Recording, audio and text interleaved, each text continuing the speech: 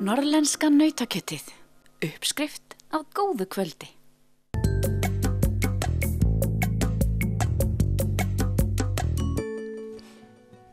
Í Hlíðarfjalli sannkölluð skíðaparadís sem nýtur vinsælda meðal heimamanna jafnt sem ferðamanna. Við litum við í Hlíðarfjalli og ræddum við forstöðumann skíðasvæðisins. Staðan góð, við opnum í byrjun desember og svo hefur bara veðrið verið gott og snjóað reglulega og við erum svona að komast bara í fulla opnun, þannig að hér er líf og fjör alla daga. Það var mikið að gera hérna yfir hátíðarnar, ekki satt? Jú, það var fyrsta skipti vorum við opið á jóladag sem heppnaðist mjög vel og svo milli jól og nýjárs var líka mjög gott og svo náttúrulega gamlársdagur og nýjársdagur voru bara líka alveg frábærir. Og nú það er opið hérna daglega hjá okkur, ekki satt? Jú, nú er opið daglega alveg bara til fram í seinnipartinn í apríl.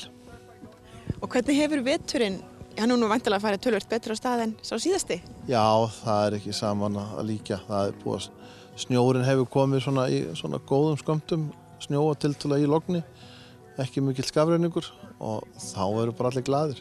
Guðmundur segir fólk í Hlíðarfjalli hafa tekið kuldanum jólinu fagnandi enda verði skíðafæri enn betra í miklu frosti. Hvað er framundan hérna hjá ykkur?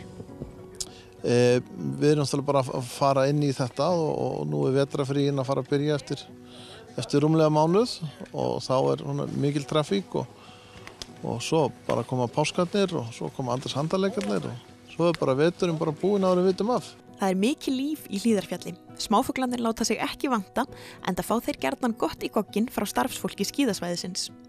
Það er þá mannfólkið sem er fyrirferðar meira og þegar okkur bar að garði var hópur skíðagarpa að gera sig tilbúin fyrir brekkurnar. Já, þetta eru þjálfarar víðsvegar á landinu sem eru námskeiði og verða að skíða námskeiði helgina. Læra það nýjasta í það að þjálfa keppendur og þess háttar. En nú þið eru þáttakendur í samstarfi norðlenskra skíðasvæða, ekki satt? Jú, við vinnum saman bæði með 5x5 skíðapassan, það sem þú getur keypt þér einn passa og skíðað á öllum 5 skíðasvæðunum.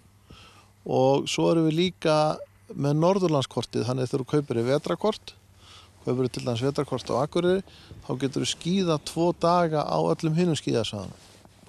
Þannig að þetta er svona ákveðin auka bónus. Hvernig hefur þetta mælst fyrir? Bara mjög vel, sérstaklega Norðurlandskortið sem eru þessi dagar sem getur skíðað á hinum skíðasvæðunum, það hefur bara alveg slegið í gegn. Eru margir, ertu með einhverju tölur eða eitthvað svoleiðis, hvað eru margir sem eru að koma hingað eins og yfir jólinni eða almennt séð í mánuði? Já, við erum með einhvers staðar á bilinu 70 til 100.000 gestir sem að koma á skíði yfir veturinn. Það er náttúrulega mjög breytilegt eftir árum og veðri. Eru þetta mikið heimamenn eða mikið ferðamenn? Það er langstæðastu hluti af þessu eru ferðamenn. Rekstur skíðasvæðisins hófst árið 1962 og ýmislegt hefur gerst síðan þá. Guðmundur segir alltaf eitthvað nýtt og spennandi í gangi. Já, við náttúrulega fengum frá vinum Hlíðarfjalls og Samherja lyftu sem á að setja upp næsta sumar og hún verður tilbúin fyrir veturinn 2018-19 og það mun verða bylting fyrir skíðafólk. Hvað er aðstæðan svona á góðum degi? Hvað geta margir verið hér á skíðum? Við höfum verið mest með svona 3.500 manns en það er svona fínt 2.000 manns. Og hvað er það við svæðið sem gerir það svona vinsælt?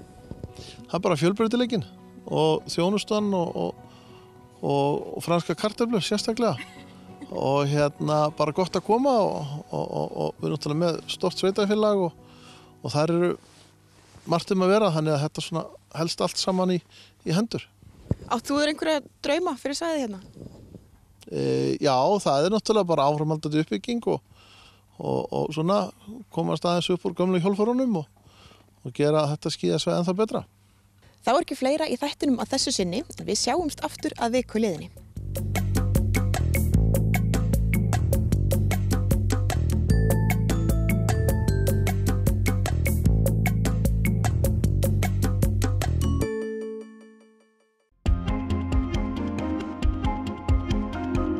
Norðlenska nautakjötið. Uppskrift á góðu kvöldi.